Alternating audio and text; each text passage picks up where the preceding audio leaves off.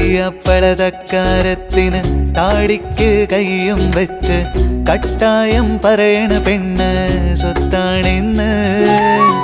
കാടും മലയും കടന്ന് നാട്ടാരുടെ ഏഷണി നീങ്ങി മുണ്ട് മുറുക്കിയുടുത്തവൻ താളം പാടി.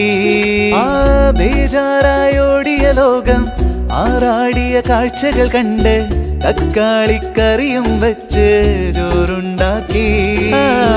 ബേജാറായോടിയ ലോകം ആറാടിയ കാഴ്ചകൾ കണ്ട് തക്കാളിക്കറിയും വെച്ച് ചോറുണ്ടാക്കി.